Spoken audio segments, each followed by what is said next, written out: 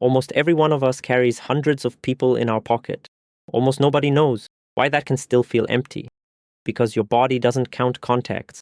It counts something else entirely. And by that math, most of us are alone. The World Health Organization now links this feeling to more than 800,000 deaths every year. That's roughly 100 people every hour. And the reason is older than any city ever built. Let's start with what loneliness isn't. It isn't the same as being alone. You can spend an entire Sunday by yourself and feel wonderful. And you can stand in a crowded apartment, music playing, glasses clinking, people calling your name, and feel like you're behind glass. That's why researchers don't describe loneliness as a state. They describe it as a gap. The gap between the connection you want and the connection you actually have. And because it's a gap and not a number, it can grow wider while your contact list gets longer. And here's where it gets uncomfortably specific. If you think this is a problem for a small few, look at what the World Health Organization published in the summer of 2025. A dedicated commission spent 3 years pulling together data from around the world.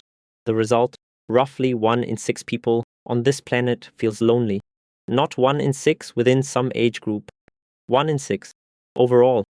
But the real surprise is somewhere else. If you had to guess where people are loneliest, which country would you name? Most people picture wealthy, overscheduled places, big cities, small apartments, everyone locked inside their own calendar. The data says otherwise. In the world's poorest countries, the share sits around 24%. In the wealthiest, around 11%. More than double on the side that has less. So loneliness isn't a luxury problem we invented because life got too comfortable. It hits hardest where there's already the least. And the age pattern breaks the cliché too. The highest rates aren't among the elderly, quietly left behind. They're among teenagers and young adults, the most connected generation that has ever existed. And that's exactly where most explanations take a wrong turn. They point at the phone and stop there.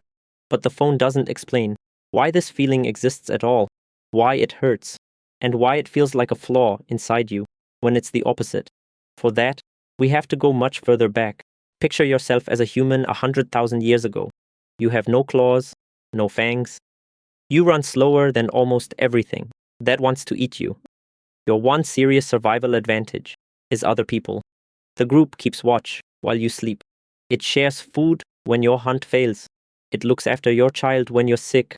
Being left alone in that world wasn't a sad evening. It was a death sentence, with a delay. The psychologist John Cacioppo built an explanation from this. That turns everything upside down. He argued, loneliness isn't a defect. It's a warning system, built on the same principle as hunger. Think for a second about how elegant that is. Hunger feels unpleasant, on purpose. It's supposed to be unpleasant, so you get up and eat something. Thirst, the same. Pain, the same. They're all messages from your body that something is missing, that you need to stay alive. And loneliness is the message that people are missing, not contacts, not visibility. People who would catch you if you fell. And because that signal mattered so much, evolution didn't build it gently. It built it brutally. There are studies where people play a simple ball game on a computer. 2 other players toss a ball back and forth, and at some point, the ball just stops coming to them. A computer game, with strangers, with no stakes at all, and still, regions light up in the brain that normally respond to physical pain. So being excluded doesn't hurt metaphorically. It borrows the same machinery, because your body still treats exclusion as an injury. And now comes the part that stayed with me the longest, because this warning system has a second switch, and it makes everything harder. When you felt lonely for a while, you don't just get sadder, you get more alert. Your brain shifts into a mode where it scans for social danger first. And that makes sense, because back then, someone without a group couldn't afford the wrong ally. Better to miss a friendship than to be ambushed. Except today that program runs in an open plan office, in a group chat, at a birthday party. And there it makes you read faces, slightly more negatively than they were meant. It makes a slow reply feel like rejection. It makes you cancel when you actually wanted to go. And that's the bitter part. The feeling that's supposed to push you back toward people, pushes you away from them. It protects itself. Hunger That locks the fridge.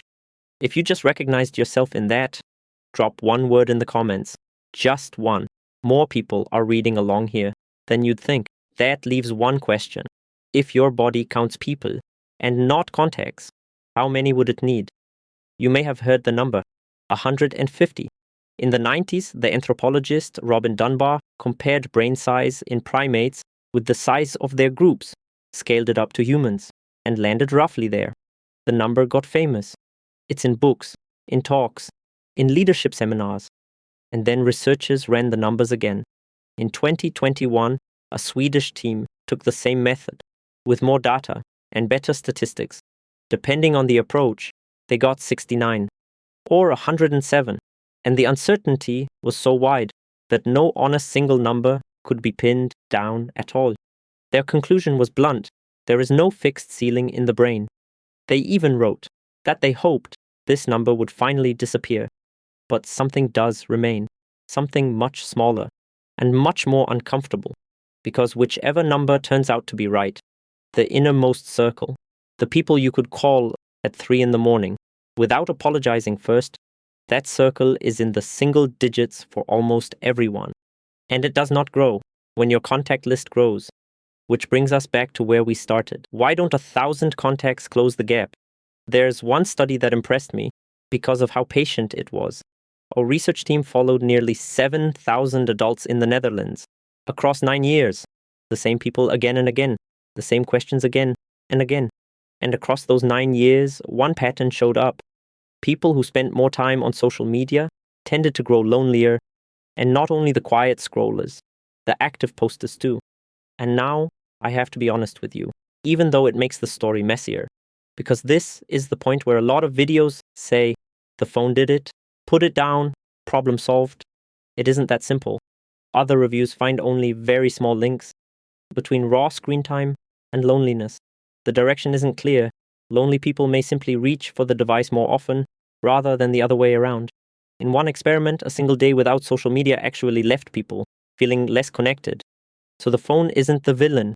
It's something less dramatic, a poor substitute for something your body expects in a different form.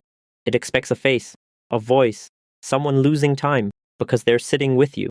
And that takes us back to the beginning, to the hundreds of people in your pocket. They aren't a lie. They're just not the currency. Your body counts in. And if you feel lonely, it doesn't mean something is wrong with you. It means a very old system inside you is working. Hunger doesn't mean you're broken.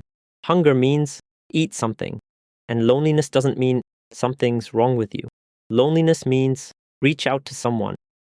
And if this doesn't feel like a signal to you right now, but like a state that won't lift, then talk to a real person about it. Someone you trust, or someone trained for exactly this. That isn't weakness. That is precisely what this signal was built for. Know someone going through the same thing? Share this with them. It might be exactly what they need to hear today. And if you like explanations like this one, then subscribe. I'll see you in the next video. And it gets dark in there, because almost every child is afraid of the dark, and most of them grow out of it. Except that fear never fully disappears. It just hides better. Why that is, we'll look at next time. I'm Poppy. Thank you for listening this far. Take care of yourself and of the people around you. See you soon.